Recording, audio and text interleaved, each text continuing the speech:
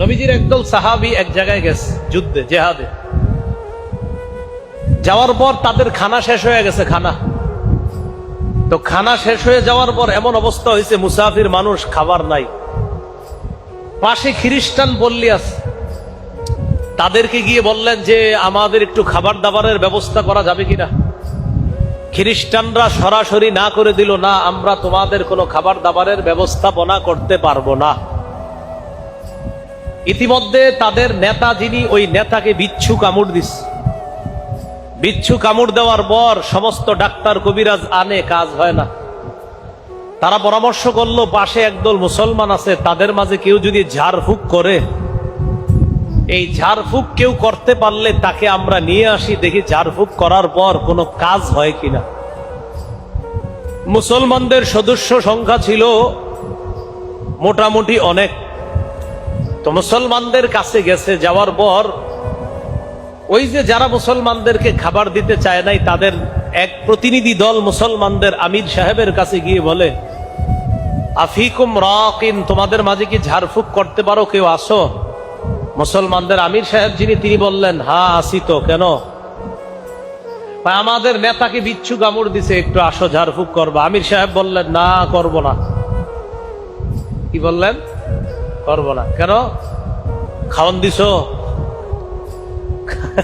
খাবারের ব্যবস্থা করছিল? না, তো ঝাড়ফুঁক করবো কি লেগে? তারা বলল, যদি ঝাড়ফুঁক করো, আমাদের নেতা যদি ভালো হয়ে যায়, 30টা বকরি দিব। কয়টা বকরি? 30। এখন খানা দিতে চায় না আগে, এখন কয়টা বকরি দিবে? আমির সাহেব গেছে, যাওয়ার পর কি জানি পড়ছে, বইরা নেতারে ফু দিছে। আল্লাহর কি কুদরত, নেতা ভালো হয়ে গেছে। বকরি পাইছে, পাওয়ার পর সাহাবায়ে কেরাম চিন্তিত হয়ে গেলেন, ঝাড়ফুঁক কইরা বকরি পাইলাম, এখন খাওয়া যায় যাচ্ছে কিনা এই মাসালা তো জানি না, চলো নবীজির কাছে যাই।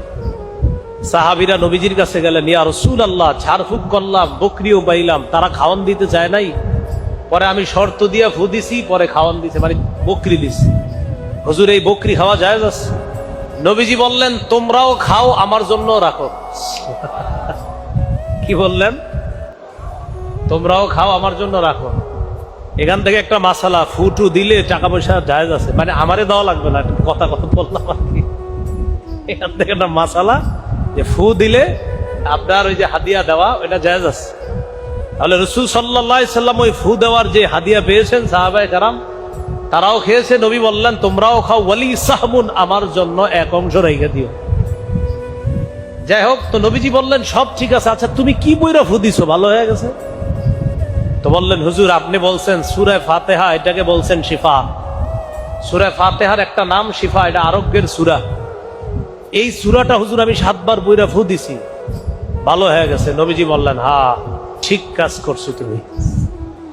তাহলে আমাদের কোনো ঝামেলা হইলে, সমস্যা হইলে, আমরাও কয়বার সূরা ফাতিহা পড়বো? 7 বার করে ফু দিব, পান করব। আল্লাহ তাআলা বললেন, কোরআন ওয়াজ, কোরআন নসিহত, কোরআন অন্তরের রোগের আরোগ্য, কোরআন শারীরিক রোগের আরোগ্য। আল্লাহ আমাদের সকলকে এই কোরআন থেকে ঔষধ গ্রহণ করার তৌফিক দান করুন। আরেকটা হাদিস শোনাই। আবু দাউদের বর্ণনা, রাসূল সাল্লাল্লাহু আলাইহি সাল্লামের এক সাহাবী নাম সালামা রাদিয়াল্লাহু তাআলা, ওনার পায়ের মধ্যে ক্ষত হয়েছে, পায়ের মধ্যে আঘাত পাইছে। ইয়াজিদ ইবনে আবি উবাইদ নামে একজন বললেন, রাআইতু আসারা দারবাতিন ফি সাকি সালামাতা, নবীর সাহাবী সালামা রাদিয়াল্লাহু তাআলা আনহুর পায়ের গোড়ালির মধ্যে একটা ক্ষত চিহ্ন দেখলাম। আমি প্রশ্ন করলাম, মা হাজিহি, এটা কিসের চিহ্ন, আপনার কাছে জানতে চাই। সাহাবী জবাব দিলেন, আসাবাতনি ইয়াউমা খায়বার, খায়বারের যুদ্ধের দিন আমার পায়ের মধ্যে আঘাতপ্রাপ্ত হয়েছিলাম। তারপর আঘাত পাওয়ার পর আমি নবীর কাছে আমাকে নিয়ে যাওয়া হয়। ফানাফাসা ফিয়া সালাসা নাফাসাত, আল্লাহর রাসূল আমার ওই পায়ের ওই জায়গায় 3টা ফু দেয়। কয়টা ফু দেয়? 3টা। নবীজি কোরআনের কিছু পড়ছে, কইরা এইভাবে 3টা ফু দিস। ফু দেওয়ার পর ফামাশতাকাইতুহা হাত্তাল আন, নবী আমার ক্ষত স্থানে 3 ফু দেওয়ার পর আজ পর্যন্ত আমি এই জায়গায় কোনো ব্যথা অনুভব করি না। প্রিয় ভাইরা, কোরআন পড়ব তো ইনশাআল্লাহ। আল্লাহ আমাদেরকে নিয়মিত কোরআন পড়ার তৌফিক দান করেন।